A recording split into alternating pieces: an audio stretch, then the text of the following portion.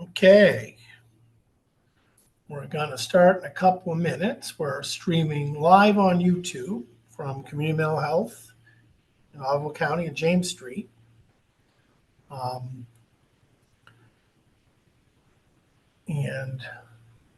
I appreciate everybody that is online. We will record this, obviously, and what I'm going to ask is I'm going to go through certain slides in a presentation I have, and then at each slide's conclusion, I'll ask for questions. And if you have questions, you're going to have to use the raise your hand feature, and then Amanda can alert me if I don't see your hand up to do that, and that ought to help considerably in managing this. So I'm going to share my screen. I'm going to start now and move on. Amanda, it says that I'm disabled on the, you have to activate it. It says host disabled attendee screen sharing. So you're going to have to allow me to share. Yep, just one moment. Okay.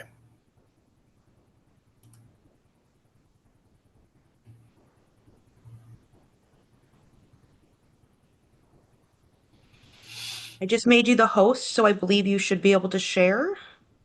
Yes.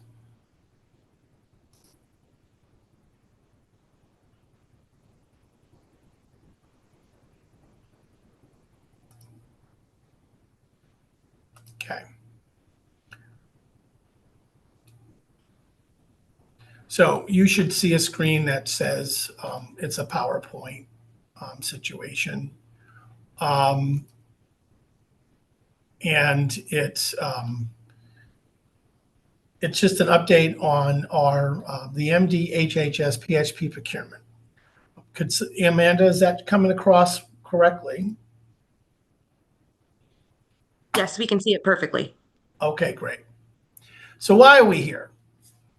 If you followed our Ottawa County Did You Know series, I have on a couple of occasions alerted you to the state's intention to, in essence, change who manages the Medicaid behavioral health benefit in Michigan. So what I'm going to basically do is give you an update of where that process is, remind you what it is, remind you of some of my concerns related to it, and then let you know where you could submit questions to the state and look for yourself everything I'm going over.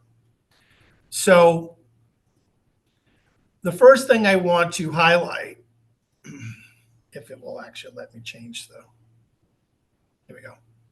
You should be on a slide now that shows a link to Specialty Behavioral Health Services. And I'm going to take you to the place where the state of Michigan has the proposed process change they want to do and who manages our Medicaid system. Currently, we do as a CMH with our partner, the regional entity, which I'll get into in a moment. And I'm going to take you to the site where you independently can look at all the reasons why they want to do this, the general requirements, so that you can look for yourself and then ask questions for yourself back to me at a different date or to the state directly.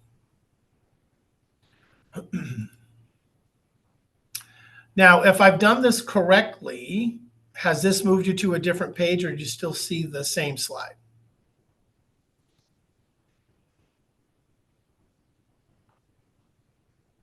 Amanda, did it take you to the website, or is it still on the same slide?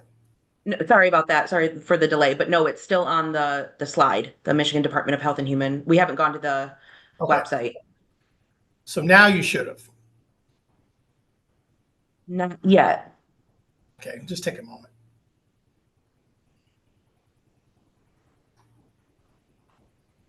Okay. It's still showing the slide.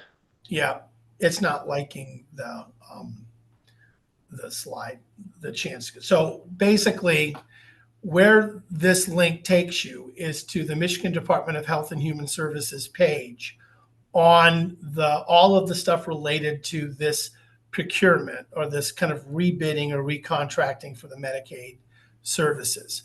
I'm going to stop the current share and then get you to that site. So just give me a second. We have to figure out a lot of the technical stuff in doing these presentations. It's not as easy as it may seem in terms of which thing is showing up when. And when you have multiple sources, this makes it difficult. It should be there now. Yes, we can see it now. So what this does is it shows you the actual website. So that's the web address that anybody in the community, a provider, a board member, anybody can go and understand this process. And I did a Did You Know series on this several weeks ago, and I went through all of the elements of this particular procurement process, which you can go again, and I'll do some basic reminding of some of those in a moment. But the biggest thing to understand is this has really started since February of last year, where the Michigan Department of Health and Human Services announced its desire to restructure who manages the Medicaid benefit for behavioral health in Michigan. And so you have a series of press releases you can go through at your leisure.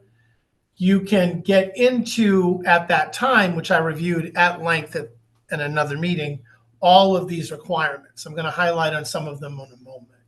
So at the time this was put out, this website, we did not have the details of the contract requirements for someone trying to take over the management or bid to take over the management of our system. And we have that now. And so that's why I'm doing an update. But for those of you watching, and we'll watch in a later date, this is really the website here to go to. And all of the information you need is listed here. And so I wanted to make sure that we were aware of that. So I'm going to go back to a different screen now.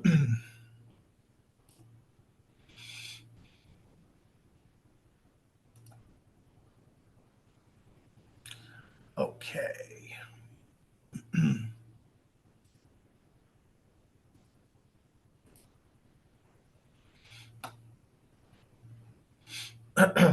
Sorry about this, guys. I'll get better at it in the future. It's hard when you have multiple documents at the same time and you can't get it to work the way you want it to. Okay, just take me a moment.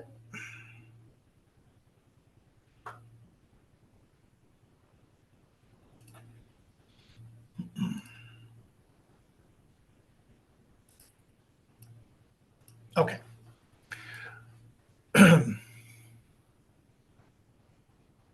So what are we really talking about? Let me kind of go to slide 4, then back to slide 3. Currently, the way that our system is structured for Medicaid, and that's the management of the Medicaid behavioral benefit for each of the counties in Michigan for Medicaid recipients in Michigan. There are currently a partnership between the community mental health systems, each one in every county, and currently what we call regional entities. Right now, there are 10 of these regional entities in Michigan. And on the screen, you can see a list of them and their location, I believe. Amanda, if you could just indicate if indeed I'm on the right slide and you can see it. We can see it perfectly. Thank you. I think I figured out how to do this.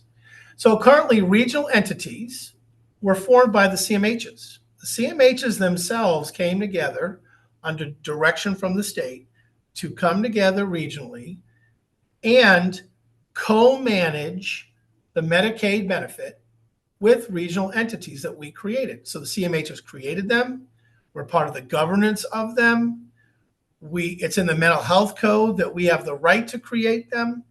And the idea was to co-manage the Medicaid behavioral health benefit for folks with serious and persistent mental illness or serious emotional disturbance or intellectual and developmental disabilities or autism and substance abuse disorders in our state. And we were allowed to kind of come together regionally. And you can see we're in Region 3, which has, Kent, Ottawa, Allegan, Muskegon, Oceana, Mason, and Lake counties together to form a regional entity. And together, we are managing all of the Medicaid benefits within our region and only within our region. So you can see there are 10 of them. And the idea is this would reflect relational needs or regional needs as well for each region. Needs in, say, Oakland and Wayne County might be different in our area. It was also a way to, believe it or not, try to uniform the benefit in the state when we did this, because before there were just each of the 46 CMHs in the state managed it themselves. And so everything was done by county only. So what is being proposed is to move to this, which is to 3 regions. And you can see that we would be part of a region, the central region, that literally has 33 CMHs in it and 44 counties. And it would reduce from 3 to 3 regions from 10.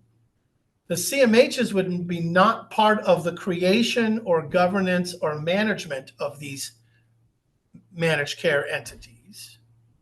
CMHs would have very few or any Medicaid managed care functions, which I'll go through in a moment. And CMHs, we believe, and we're still getting clarification on this, would only be a provider of the service and not responsible to ensure that the full service array or services in Ottawa County are available. So we're, in essence, with this proposed structural change, separating any formal relationship between a community mental health organization like ours and the region that helps manage the Medicaid benefit through managed care functions, which I'll go over in a moment. So this is a huge shift. And so what the state did is released all of the details of what they mean. And by the way, that's 13 attachments, over 500 pages of instructions to go through to figure out what does it really mean to go from this model that's on the screen now, where CMHs form regional entities, work on the Medicaid benefit within that region, to something where there's 3 regions. CMHs are not part of the governance or management of the Medicaid benefit. We are a provider solely only. Again, we're clarifying that last statement. There are some things under the mental health code that CMHs have to do, like authorize inpatient psychiatric hospitalization for folks without insurance or on Medicaid. So we're still going back and forth in the state on what this really means. But what I do know it means is what's on the screen, is that we'll go from 10 locally formed regions reflecting local needs and local provider networks developing to 3 gigantic regions where CMHs are not part of that at all.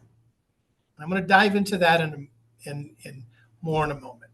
Any questions thus far? Actually, wait, I'll just wait for a second to get to the next slide, and then we'll answer questions. So it's going from this to this.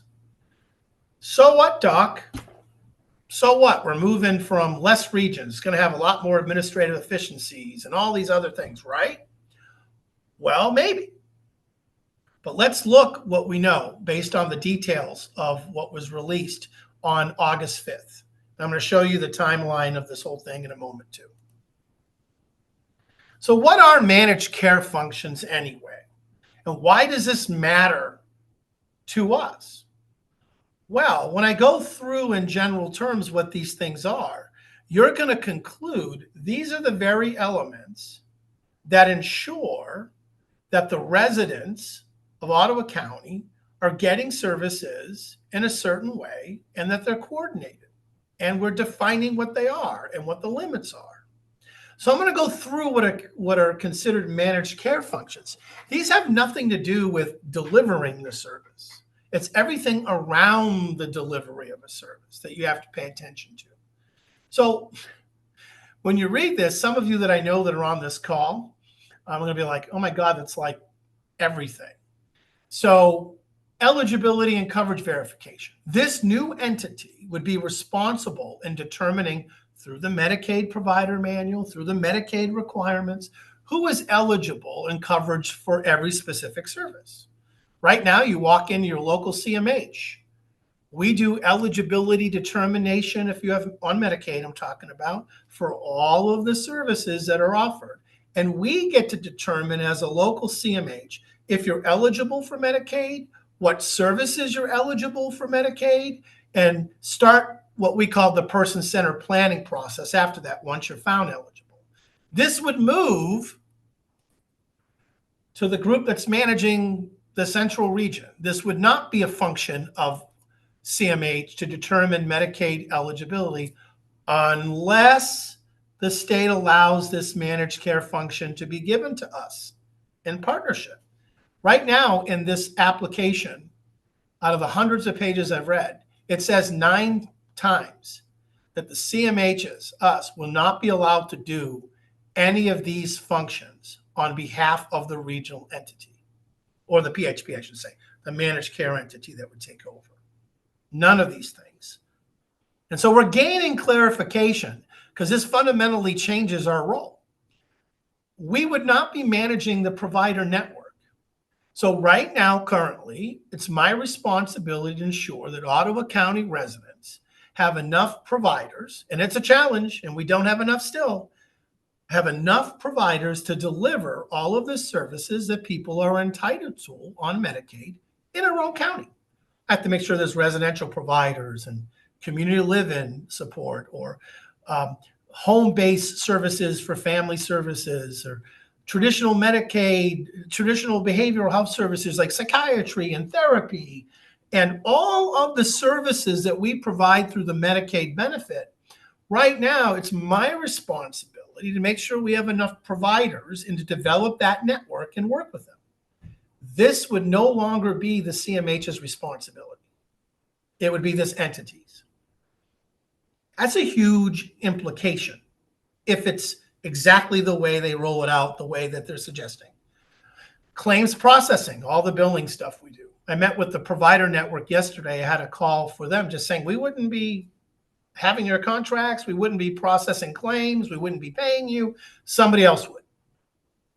Fraud prevention on Medicaid, all the audits that we do would move up. I'm going to go through a couple of them. Making sure staff are appropriately trained to do the services. Right now, that's delegated from the region to us to do because we're partners. Finance systems, customer service, appeals and grievances for Medicaid people would be removed from CMH as one of the first steps to this new entity. Who the heck know where it's going to be headquartered and how they're going to do that with so many CMHs and counties. So when you look at this list, it's everything that we do to make sure there are appropriate services in Ottawa County, that people are found eligible for services in Ottawa County, the whole access to services in Ottawa County, how we determine what level of care someone gets or the type of service. All of that would be moved to the person managing that region. And that region is that huge one in the middle. We would not have any, unless there's clarification and changes, we would have any part in doing it. We would simply be at CMH for Medicaid, a service provider of the services that we choose to provide. We wouldn't be mandated to directly operate all of the services. And I won't be able to use a provider network. I would have to directly operate every single service in our system to ensure that Ottawa CMH could remain involved in all of those different services. Okay, I'm going to stop the share right now, and I'm going to answer a couple of questions if people have them.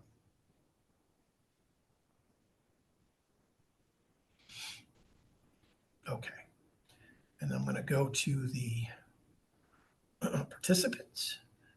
Do any of the participants have any questions or comments on what I'm saying now?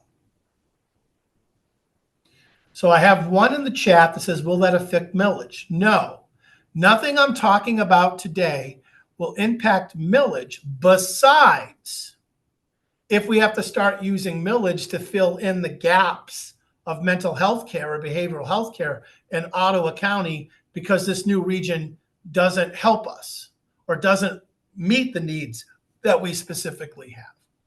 So if I'm in the clubhouse, and I believe that's the clubhouse person that asked me, a clubhouse service is a Medicaid service. And so this would have to be the contract with the clubhouse with this new region. We use millage dollars, just so the community knows, to give extra access to folks to the clubhouse that might not be on Medicaid or might not be on it yet.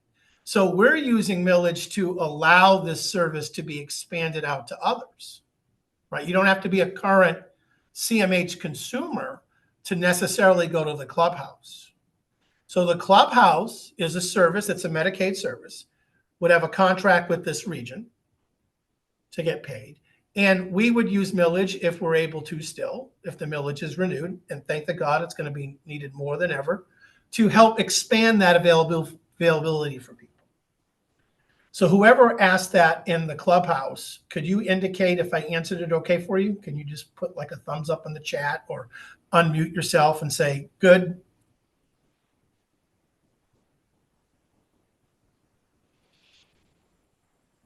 Okay, we'll wait. Thank you.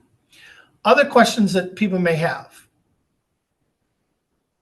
Okay, I'm going to go back to the share unless, Amanda, you see some hands up somewhere. Nope, no hands are up right now. Okay.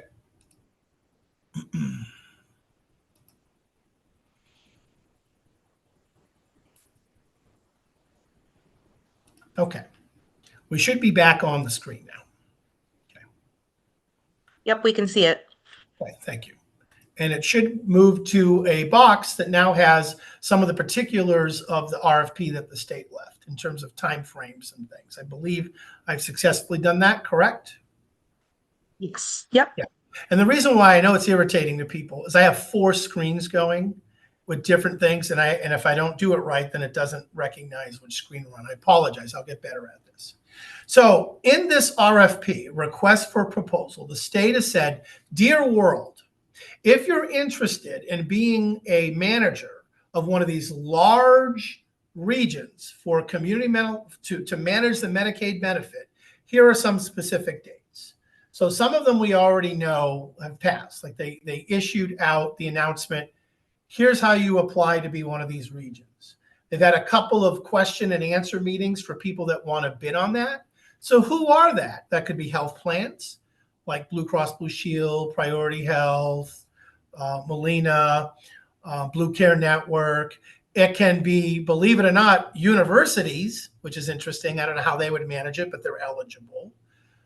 Any nonprofit 501c can come together or say, we'll manage the system, and they're based on the requirements.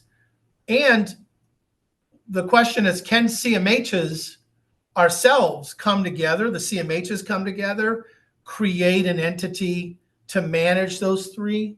And the answer is no, we cannot as CMHs. We're not allowed to have any part of the governance or creation of these new regions.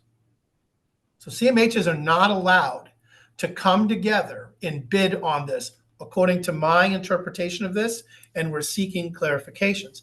Thus, it no longer becomes a public system that's managing it. It privatizes it. Even if you're using a nonprofit, it removes the management of the Medicaid behavioral health system from the public system currently into a new manager. So whoever wants to do this, they have to then submit questions by August 20th. They also have to answer the questions. The state has to answer every question. And they give you the website and where you can see the dialogue of the questions asked and answered. I'm going to give you another place in this presentation where you can just send questions to the state, because it's very difficult to get into this system they have here and ask a question or get one answered. So you have to submit a proposal to manage $4.2 billion worth of Medicaid by September 29th of this year. So less than 2 months for someone to come together, read the 500 pages of requirements, write how you're going to actually achieve all of those, and get it into the state in less than 2 months.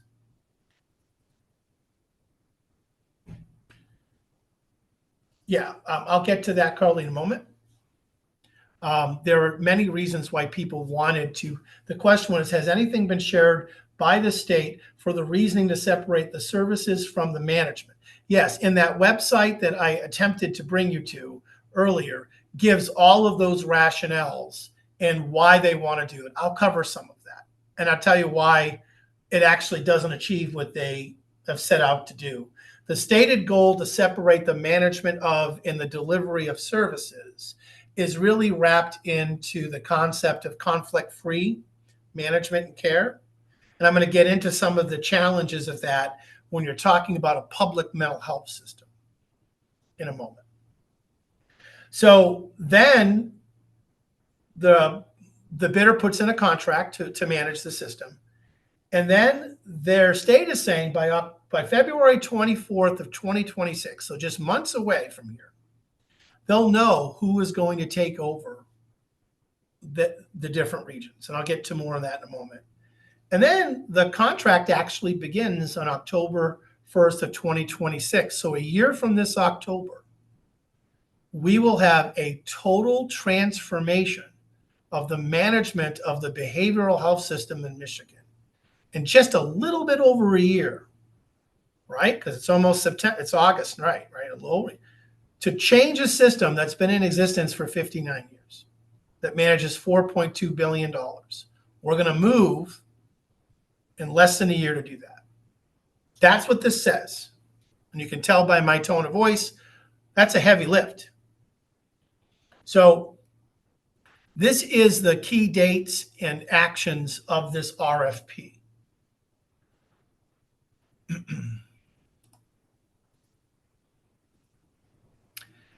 So again, these are the management functions. And the question by Carly is, why do this? Okay, why is this happening?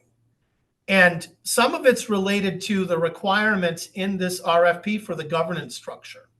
And it will back into what are some of the reasonings some advocates, and some folks wanted to change the system. So I'm going to cover the governance requirements that's in here, and it will backfill, Carly, into your question. So this new entity to manage, like I've told you, 33 CMHs in 44 counties, will have a board of 15 members. That's it for the entire region. Right now, you have all your local community mental health boards in your community. So there's 46 CMHs, right? Each one of them has a board of directors that you can go to, and you can say, I'm not happy with X, Y, and Z. Because we're responsible in co-managing that, we have that. Right now, we have the regional entity board. So you have 10 other boards that you can go and say, this is not working well. This reduces all of that to one board per region with 15 people. So who gets to be on the board? So 1/3 of that has to be somebody with lived experience in our behavioral health system. Now, in the current model, we have the same requirement in the public system that you need to have that. So that remains. So you have 1/3 of your board has to be somebody either a primary or secondary consumer or recipient of care.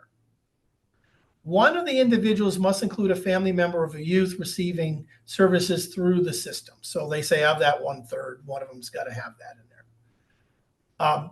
Network providers may hold no more than 1/3 of the seats of the governing body. Do you know right now in our public system to manage behavioral health, no providers are allowed to have a seat on the CMH or the current regional entities board? There's no providers on there in a provider capacity. Because one of the issues were, and we addressed, that, gee, whoever's managing it shouldn't have a provider on their board would be a conflict of interest, right? Like CMH has a board. We also provide services, but we don't have a CMH employee on the board. The CMH board members that are on our board are appointed by county commissioners as outlined in the mental health code. So this will allow in this 15 voting member board to have the actual service providers eligible to be on it for the entire region. There could be hundreds of providers that are part of this network, and you could have some of these providers get on this new board. And to me, it defeats the whole purpose of a conflict of interest and who governs the body that manages the Medicaid. Right now, the Lakeshore Regional Entity has gone to, that's our regional entity. We don't have any providers on the board in a sense in the way like this suggests. And in CMH, we don't either. So the CMH board, you don't have any of our contract providers on it. This creates the conflict, which to me was one of the reasons why they wanted to resolve. It excludes any provider networks that have ownership in the contract entity. That means if there was a world where, like, say, a contract provider is providing like finance services for this new region. So like, say, a finance company is going to do the accounting for this new region. They couldn't be on the board. That's what, and they may be a co-ownership because they're allowing for private-public partnerships in forming this, which is in the weeds, I know. So the goal was ensures members do not have any control, influence, or decision-making authority in the establishment of the regional networks. So one of the questions is, why are they creating this and why are they separating? Because the current critique of our current system is that CMHs formed the regional entities that manage the Medicaid. And because we also provide services as well, some view that as a conflict of interest. I view it as the only way to manage a comprehensive benefit at a local level.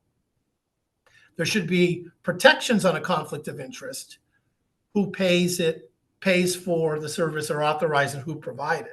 You can build protections in there so there isn't a conflict.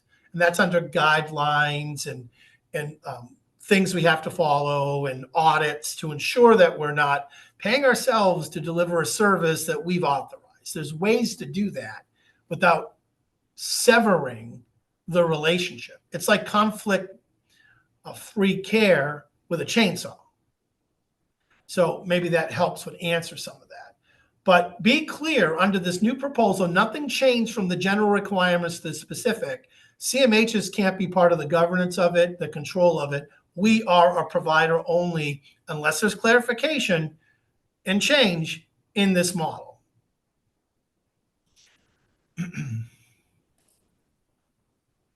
So I'll go back a little. I'll stop sharing and talk a little bit more and answer some questions.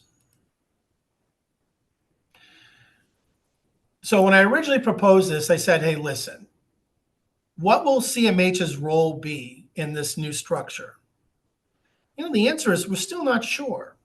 But what I can tell you, there has not been substantial changes in what the state said back in February versus the details that we just got in August and what this will look like. The only protection I see for the CMH system in this new release is it says that this region, the three regions, have to contract with each of the CMHs in their region. So region 3 that has 33 CMHs, that entity would have to contract with all the CMHs. To do what? We're not sure. Is it just as a provider of services? Are they going to be allowed to allow us to do like access, like the front door, to determine eligibility? Are they going to allow us to be part of, as a CMH system in our local community, have contracts with other providers and we're helping them manage that? The first reading of all of this, the answer is no. But we are still asking the state, is this what you meant? Like create a region that manages the Medicaid benefit to all of the managed care functions like staff training and access management, customer service, grievance and appeals, eligibility determination. That's kind of like our main thing, in addition to delivering some of the services. It's my job now to ensure that Ottawa County has the full array of Medicaid services available to our residents. This doesn't make me feel like that's my responsibility unless there's a change in clarifying some of the issues. And, it's hundreds of pages. So clearly I have concerns that the release of the detailed application didn't change the questions that need to be answered. So if you're a loved one out there, or if you're receiving services right now from us, Doc, what does this mean for me? Answer, to be determined. But we're trying to figure that out every day as we move closer and closer to the deadline of the system potentially changing. So will CMH be the place where the community, if you're on Medicaid, goes to figure out what I'm eligible for, how to get connected to providers, manage the actual, when somebody has a change in their needs, us knowing about it and saying, okay, let's get you over to this set of provider? Or is my role going to simply be community mental health provides, I don't know, I'll make up something, supports coordination, or provides CLS services directly, or provides home-based or ACT services directly? Am I just a service provider? And if the answer to that is yes, there are huge ramifications to the citizens of Ottawa County on who determines what you need and where you get it. And, if I'm a CMH staff member listening to this, we are absolutely mandated, and for the community too, to be in existing. CMH has to exist regardless of who manages the Medicaid. How we exist, our role and function will change dramatically if we're just a provider, because 80% of all of the funding for CMHs come through Medicaid, and 80% of the service requirements come through Medicaid. So I would be figuring out, and I will be doing that, what my role and function will be as we get more clarifications. But the update I wanted to provide is really just to let you know that there wasn't a lot of changes from that first presentation when I went through each of the elements, and you should go back and watch it. But what I can tell you is that it is very clear that those managed care functions are still not being able to be delegated to us. And we, as the CMH system, cannot be a co-owner or a co-manager at all, except for a couple of things that are in the mental health code, like authorizing people to go to the hospital and things like that on Medicaid. And even that is confusing. So we're not exactly sure the full implications of this, but there are some definite things I want to review with you of, I think, that are major concerns, and kind of like our system's response to this application. And just so you know, I'm going to give you more information after this too, that on September 5th, I'm going to hold another meeting, but I've invited Alan Bolter, who is the Assistant Director of the Michigan, the Community Mental Health Association of Michigan, that represents all the CMHs in the state and the kind of current regions, to come and personally go through where the process is, the questions we're getting clarified from the state, and allow Ottawa County residents to ask questions of him directly. And so he'll be coming on September 5th from 12 to 1:30 in our next Did You Know related to this update. I want to start bringing other people, so you don't think it's just Dr. Bashir is going through this stuff, and that I'm on a daily basis coordinating this information with colleagues across the state, checking stuff at the federal level, the state level. And so I'll start having more invited guests coming to this to expand the dialogue and understand that this is not just my opinion. So one of the things I wanted to show you is this document that I've shown before, but go through again, of concerns related to the current process that the state is going through. But before I do that, does anybody have any questions on what I just were talking about? So Stephen said, okay, so maybe because you guys are doing the put it in the chat. Does anybody have any verbal questions that they have to ask verbally, being unmuted to do so? If not, I can just go through the chat and kind of answer some stuff.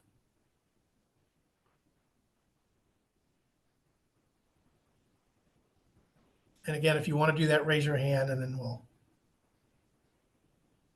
Okay. I don't see any. And so unless it's a technical issue. Sorry, Sue Stone has her hand raised, but it's not allowing me to. Okay, so you probably have to, there's probably a function for mute or unmute that's set up in the structure of how we did this. And so unless they're able to be a participant in the same way I am, maybe not an owner, I don't think they can do it. They should be able to. Normally, I can allow them to speak. That's a function I normally have, but it's not allowing me to do it. I think it's because you're the host. But now her hand is down, so I'm not sure if she wants to speak aloud anymore. But if you hover over their name, there should be dots on the right side, and then it'll say allow to speak. Yeah, I don't have the ability to see everybody to do that. Okay. Okay. All right. So. Sorry, there is also a question in the question and answer section, along with some in the chat. Okay, great. So it says anonymous. So the PHP system has not been in place for over 50 years. That is correct. They started in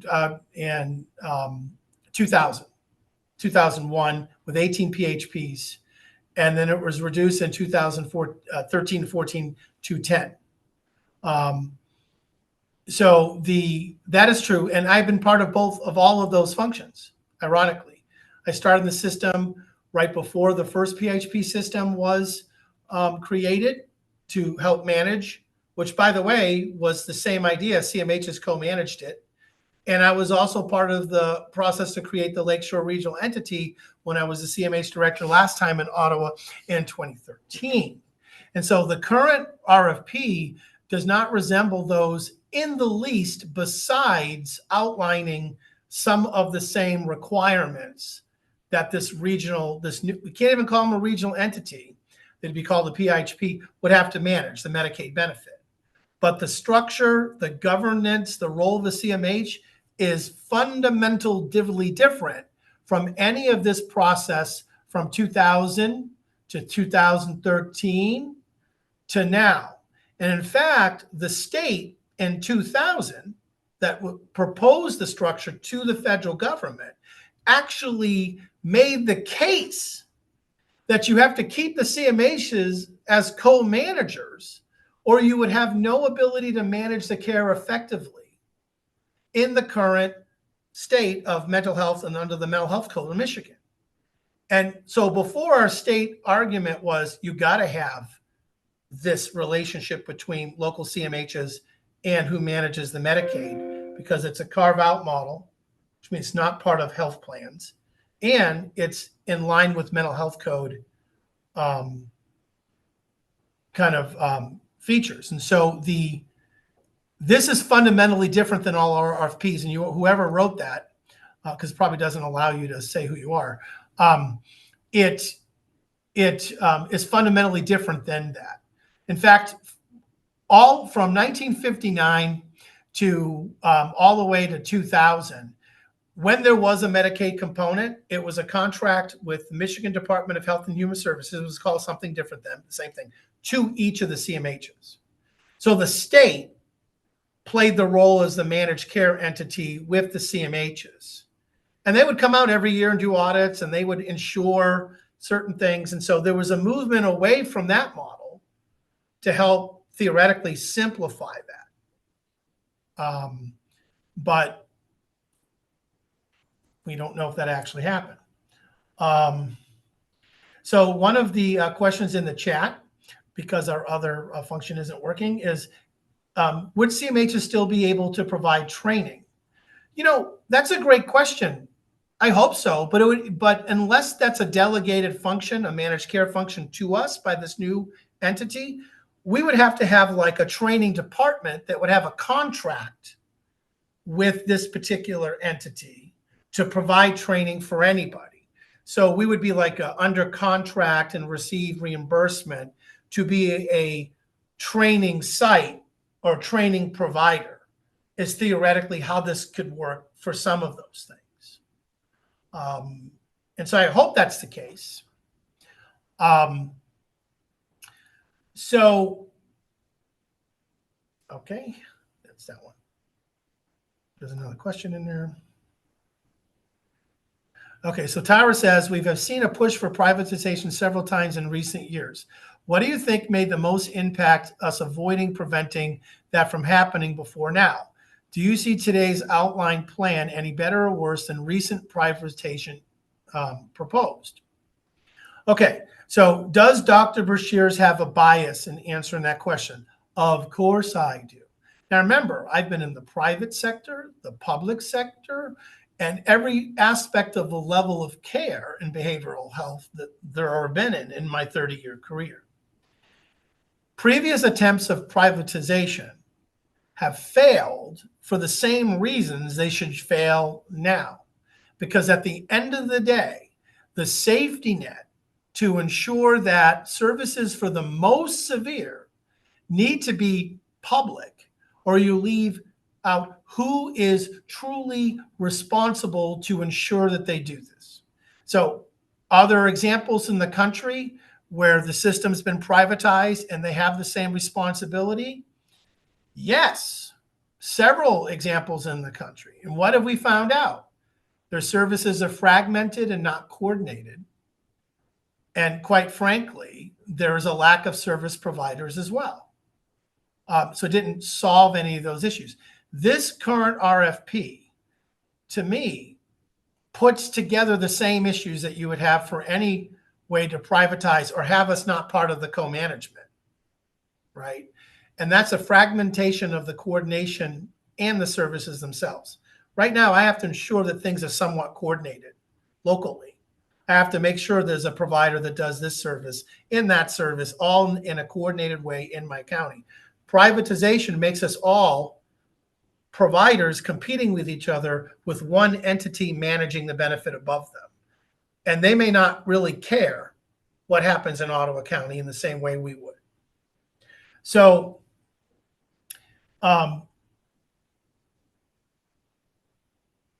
yeah, so Sue Stone asks, is there a required RFP chart or document defining the managed care by diagnosis? Yes, and we will send out to this group because it's hard to get this information. Sue, you have it, but I'm sure you haven't read through the 142 pages of the statement of work. There's a section in the requirements called the statement of work, and it shows the person management their requirements by population group, folks with IDD, autism, substance use, right? And so, yes, there are responsibilities outlined in the statement of work. That's very similar to the statement of work we have now in the current structure. There are several states that are running like this. And I will, at an email out to the group that attended, I will list for you a document that shows you the other attempts of this and where they're at and what they have found. And I got that from the Michigan, our trade association. In fact, I know of several privatization efforts that have failed and studies conducted in 2016 and 2022 that you'll have links to read to show how it doesn't work. Okay. And of course, people will find studies that will say it did work. But the reality is that these studies looked at all of the attempts to move from a public to a private. Some have moved back to public because it didn't work in terms of the management of it. And In the document I'm about to show you, it has links that you'll get, and you can go and look yourself, if that's helpful. So I'm going to share that real quick. I'll just look at one more question.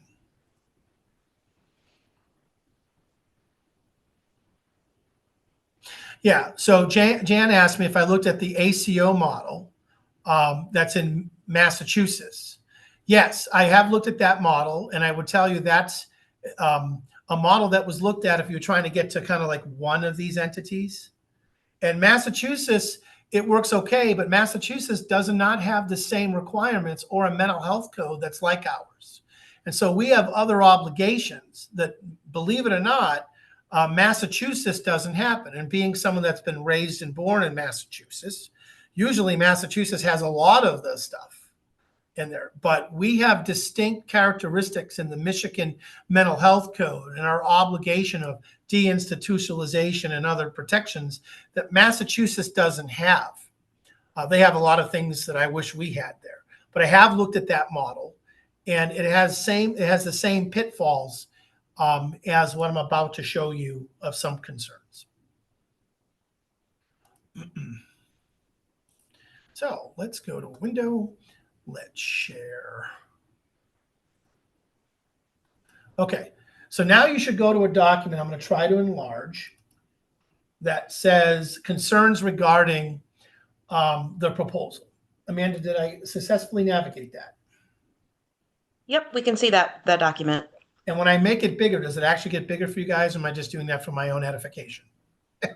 It is getting bigger for us. Okay, that should help. Okay. Yes. I'm getting older. Okay. So this comes from the Community Mental Health Association of Michigan. And who are they? They're the group that since 1959 has been part of managing and advocating for the CMH system. So you can read this document and say, well, of course they're going to put these things out. But just because it's coming from the very people that this plan might impact doesn't mean that the issues identified are not accurate.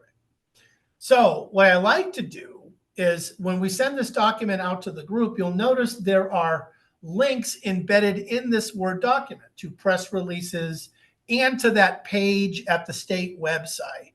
So, and other sources to back up what's being said. So if you're someone that's like, gee, maybe this will be a better system, and they're just kind of writing these things to defend the current system, you know, I can't really argue against your position, but what I can say, it doesn't make the items listed here any less or more accurate. So just keep that. So first of all, this proposal by the state is not required by anybody. No one asked Michigan, the federal government, or to say, change your system of how you're managing Medicaid. No one said you had to do it. Anybody that says that's the truth, then they need to show us that communication, because we have been asking, we asked the federal government, did you ask the Michigan Department of Health and Human Services to change things? They go, no. We've never done that. Okay. So it's not required. The state says they sent out a survey, and then overwhelming evidence said that stakeholders and people receiving services, providers, advocacy groups, all came to the conclusion to restructure it. Well, we got all of those responses, by the way. We had to FOIA them, and we went through them as an organization, and you can click on the link and see for yourself what was said. What was said is reform the current system, increase choice of within the CMH system now, make sure that things are fair and adequate, make sure there's adequate funding, make sure you have uniform training and eligibility requirements. We shouldn't have differences among the regions. All valid concerns. All of it can be reformed within the current structure. It doesn't call for a change of throw out all of the regions, start over, sever the relationships from the CMH. So just know that, and you can look for yourself and make your own opinion. But no one said we had to do this. And to be honest with you, doing this type of restructuring At the same time, we don't know what the heck's going on at the federal level. To me, is ill-advised. We don't know what the feds are going to want to fund or not fund in Medicaid. Every month we're hearing this could be cut, this could be changed. So we're going to change our whole structure at the same time?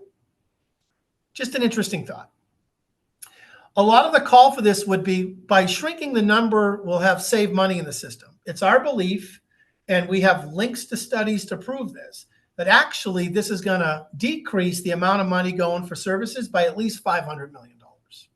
And I'm not going to get into a 45-minute discussion on that. But we know for a fact that the overhead for private plans, not public plans, is 15%, where ours is 2%. But Doc, the way you calculate it might be, I'm just telling you what we're saying here. It's our belief that we'd lose $500 million from the system in terms of increasing, not limiting, the amount of administrative cost.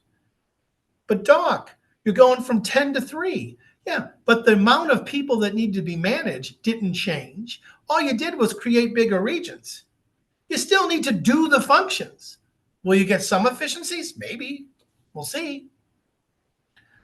Moves the management of the entire Medicaid behavioral system to private plans who have proven unable to adequately manage the behavioral health benefit for the things they're already responsible for. Just try to call a private provider and get in quicker than 3 months. Good luck. Here in number 5, I'm just going over this briefly, this update today, are the links to the studies that looked at privatization in other states. You can look for yourself. Eliminates the public behavioral safety net role for CMHs by ignoring the statutory defined role of CMHs in the system. And this is the thing, by relegating us to one of a number of fee-for-service providers, we're no longer a manager of care and making sure a system of care in Ottawa County is adequate. So if you're a CMH staff member listening to this, that doesn't mean we like close down everything and we're done. It means how we interact with providing services and our role in people that don't have Medicaid doesn't change. We need all those managed care functions for people that don't have Medicaid. I have to have the exact same list: utilization management, access, customer service. So we're going to have a system where I'm responsible of managing folks not on Medicaid, and then I'm not. I'm a provider only if this isn't clarified and changed. That's just going to be confusing, but more to come on that. You know, the current system, the current requirement, the current application did fix number 7. It says the new entity has to use the Open Meetings Act and have to be held to Freedom of Information Act. How they enforce that, if you're not a governmental body, is just by contract only.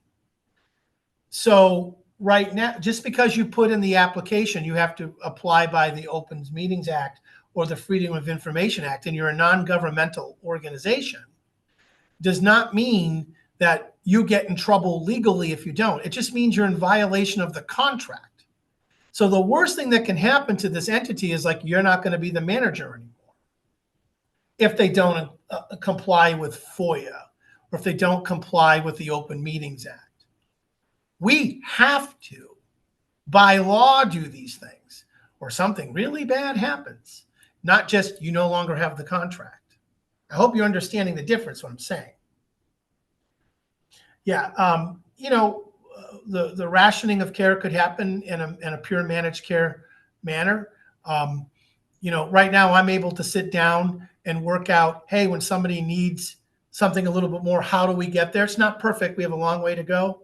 Versus this is it. This is all you get. Go talk to somebody in Mount Pleasant that's managing it. But number 7 on the list here was talking about the Open Meetings Act. This new version of this new thing they pushed out does say they have to follow that. But what I'm telling you is the danger of that is, but there's no legal requirement. It's just a contractual requirement. Right now, the current system has a legal requirement. So just to know, like they put it in there, but it really has no teeth besides, well, I guess we'll have some other managed care company run it if you're not going to do it right. And so there's also on number 10 a study that you can link to that shows that by and large the citizenry of Michigan are against privatization of the system, and so you can read that for yourself. But there's a lot of questions to be answered. The current release of the requirements for the RFP moves in the direction to answer them, but does not fully answer them. So what is your CMH director going to do? So what is Dr. Bashir's going to do? Because Doc, if you're right, starting in 2026, you won't be involved in the management. I'm going to work diligently to clarify what is the role and function of CMH in this proposed model, educate whoever I can to the potential pros and cons to that, and then figure out a way for us as a community to ensure that the needs of our citizens are met. And if I have to use Medicaid, millage, general fund, yard sales, lemonade stands to do it, that's what we're going to do. So we're not going to panic. We're going to lead. We're going to find out answers, figure out the implications of those answers, instruct the rest of the county, because I am a county department that works with the sheriff, that works with the health department, that works with all these. What is the impact to our jails? What is the impact to our hospitals? And regardless of where this lands, we will have a strategy in Ottawa County that will do the best we can to protect the services that we are needed. Because I know in the past, I'm like, this will be the end of CMH. What I meant was the role and function of CMH will dramatically change. Our distinct tradition of care, which I have a whole hour and a half on, you can watch, would change dramatically. So wanted to provide this update today. On September 5th, it'll be more of a detail because we'll be further in that timeline of where things are. More questions will be answered that we have, like what's our role and function. And then we'd have a better advocacy plan. I was going to roll out like contact these people and say no, or stop the procurement and this. What I rather have done now is for me to gather some more information so that I can have a lot more targeted, specific questions people can ask the state and independently move on. But in the website that I gave you earlier, there's a place that says, if you have questions, click here. That's the best place to ask a question of if you're reading stuff or things now. But, I was talking to Sue Stone, a parent advisory group, and kind of marshaling some of our folks together. And I'm almost ready to get clear on that. But we need a clear message, and it has to be defensible. Or I'm sending people out there to say, stop this really bad thing, when there's a couple more questions that need to be answered. So in the chat says, what will CMH look like if it's reduced to strictly executing its statutory required functions? It would mean that for folks that don't have Medicaid, or folks that are not insured, CMH has to provide crisis services. CMH has to, a crisis service, crisis stabilization. CMHs have to provide a basic array of community mental health services that get outlined in the mental health code. And then it's got to find a way to coordinate with other county social services departments to form a safety net to protect folks. And so that's the question that has to be answered. When the state moved away from state general fund paying for most of this to Medicaid, right, we engaged in a relationship with the federal government. Sometimes that's at odds with the mental health code requirements of what we do. And that's why over the last 20-something years, we've had the current managed care model that has CMH as part of that with the managed care entity to help deal with conflict of interest, but keeps the system of care local? So I don't know the answer to that. It's my job to figure out what I think that's going to look like. And when I do, with more tangible proof, I'll present that. And that will be a much longer discussion. So I never know how much to educate or not educate when I'm dealing with the moving target. But let's just remember what this proposal does is the following until it's changed. One, it eliminates all of the current regional entities. They all go away. Two, it establishes 3 PHPs. They cannot be called regional entities. PHP stands for Prepaid Inpatient Health Plan. Sounds bizarre, right? That's the legal definition of an organization type that can manage Medicaid. Okay, long story. Regional entities, that name was developed in the Mental Health Code to allow CMHs to form PHPs in a region. So the new entities cannot be, in my opinion, cannot be called regional entities because they weren't formed by the CMHs. So it eliminates the current PHPs. It creates 3 regional regions. A bidder has to provide services, a manager in all of the counties in a region. And by the way, like Blue Cross Blue Shield could say, we'll do it for all 3 regions. They could be statewide, as long as they are able to, or anybody could say that, as long as they're able to demonstrate they could do all those managed care companies in all 3 of those regions. So it does that. Third biggest thing it does is it severs the relationship between your local county-based CMH to the manager of care, and it eliminates our ability to co-manage any managed care functions. Been saying that over and over again. And it eliminates my ability to ensure that the citizens of Ottawa County are getting the full range of services. Right now, I do that in partnership with our region. I make sure that that's there, right? This region, this new thing, this new PHP would have to do that.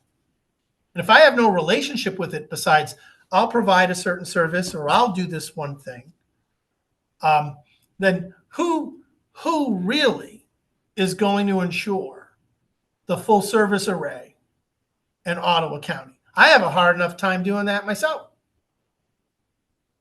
I can't imagine that going to somebody in the middle of the region at some 1-800 number. I don't know.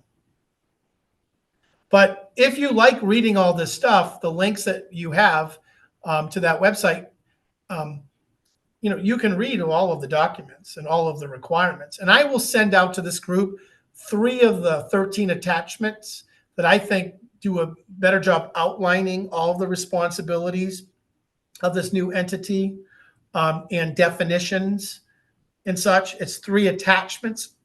Those are still 200 pages. But we'll send them out, and if you read them like, I don't even know what this means, you can contact me too. But we're going to have another update with the CMH Association of Michigan, Alan Bolter, second in charge over there. He's actually taking over next year to be the executive director of it. And he will go through kind of what's being done statewide, questions that we were able to get clarified, and then answer any questions.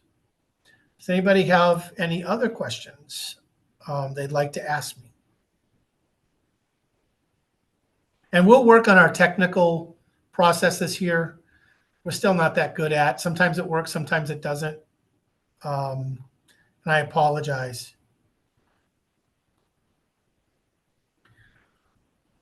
Okay.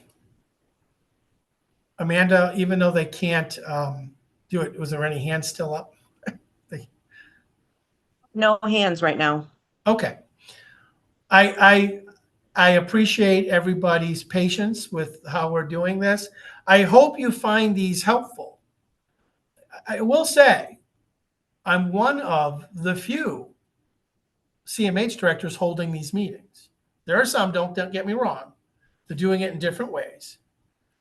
But I will say, to be honest, I'm quite confused about that. But I'm going to let the citizens of Ottawa County the providers that we have in our system, the CMH staff, our board, our county commissioner know that our main focus is to ensure that the behavioral health and the Medicaid services for the population groups that we are responsible remain intact and remain available. And that is my job. And so if you have other questions or concerns, feel free to reach out to me independently via email or contact CMH. But our next update on this will be on September 5th. Okay, thank you, everybody. We're going to end it there.